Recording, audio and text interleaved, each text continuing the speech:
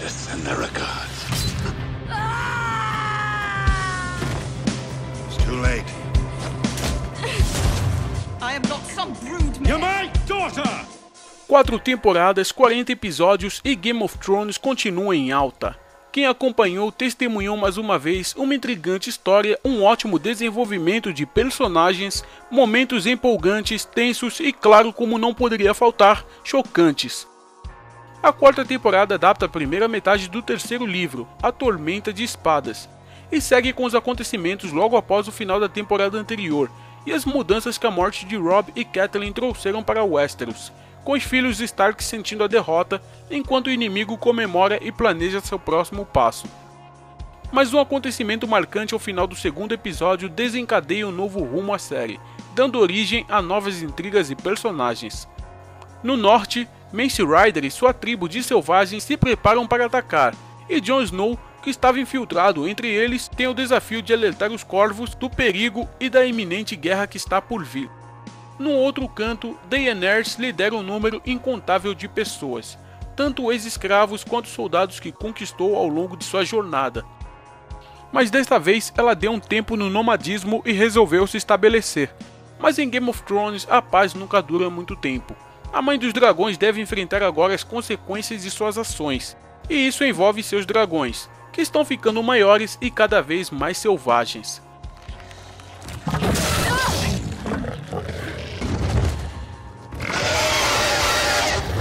E ao estilo Game of Thrones, muitos personagens continuam perambulando por Westeros como se estivessem dentro de um jogo de RPG.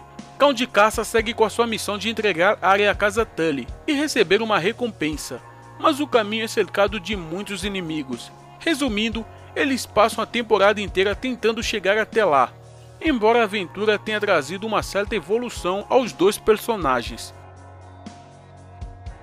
E nas mãos do sádico Ramsay, Theon Greyjoy segue comendo o pão que o diabo amassou. Nesta temporada vemos que ele está completamente adestrado, praticamente como um cachorrinho. Help me with him. You're Theon Greyjoy. Vale ressaltar que Elf Allen tem feito um ótimo trabalho. Transformou o arrogante Greyjoy em uma pessoa insegura, traumatizada e completamente dependente. Após os acontecimentos do episódio 2, Sansa e Mindinho acabam reunidos e partem para o norte, onde o clima anda tão desanimado quanto a casa de Stannis. Stannis boiled soup for me from books. Binding glue is made from horses. Sério, não está acontecendo nada por lá. Mas apesar de ser um dos arcos mais chatos de toda a temporada, serviu para mostrar o amadurecimento de Sansa, que deixou de ser sonsa e finalmente entrou no jogo. Enquanto isso, Bran, Hodor e seus amigos continuam a importantíssima jornada para... Bem, na verdade essa parte da história ninguém se importa, porque enquanto os caminhantes brancos não destroem a porra toda, é em King's Landing que a chapa esquenta, com todo o jogo político, o julgamento do Tyrion e a melhor parte, a vingança de Oberyn, o príncipe de Dorne, que veio à cidade planejando destruir os Lannisters e vingar a morte da irmã, estuprada e assassinada pelo Montanha a mando de Tywin Lannister. Não acompanho o livro, mas parece que essa foi a temporada que mais se distanciou da fonte, o que por um lado é uma coisa boa, já que vai manter entretido até aqueles que já sabem o que vai acontecer. Quanto à parte técnica, Game of Thrones continua evoluindo. Os cenários estão mais amplos e detalhados se comparado às temporadas passadas, que evitavam planos abertos provavelmente devido ao orçamento. Agora a coisa chega a uma escala muito mais épica, com exércitos massificados, batalhas em grande escala, mega construções, gigantes e dragões.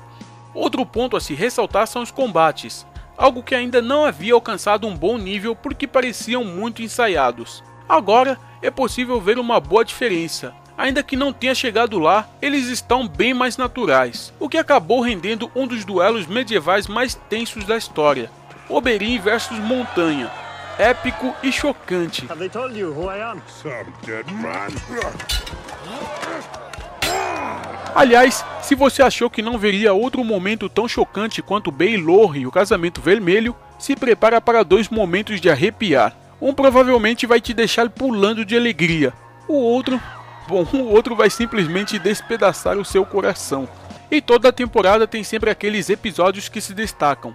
Aqui, o casamento de Joffrey, também conhecido como Casamento Roxo, foi um deles. O episódio 6, onde Tyrion enfrenta o mundo em um julgamento difícil, a esperada luta de Oberyn contra o Montanha no episódio 8, e no episódio 9, a Patrulha da Noite tentando defender a muralha do violento ataque dos selvagens. Provavelmente o episódio com mais ação da história de Game of Thrones. Mais do que nunca, alguns assuntos vieram à pauta em relação à série. Além da violência em excesso, o uso da mulher como objeto sexual e as diversas interpretações de estupro foram um dos temas que mais polemizaram desta vez. Tecnicamente, a quarta temporada foi sem sombra de dúvidas a melhor de todas, e também aquela que mais abordou elementos fantasiosos à série, coisa que era bem tímida até então. Então, se você é daqueles que se interessou por Game of Thrones por não ter as extravagâncias de Senhor dos Anéis, é melhor ir se acostumando, porque daqui pra frente a coisa só piora. E como já é tradição, a temporada encerra com um grande acontecimento, para deixar aquele gancho e aquela baita ansiedade para os próximos episódios. Difícil é ter que esperar um ano inteiro para isso. The Lannisters and the Underlands will pay their debts. I will do what queens do. I will rule.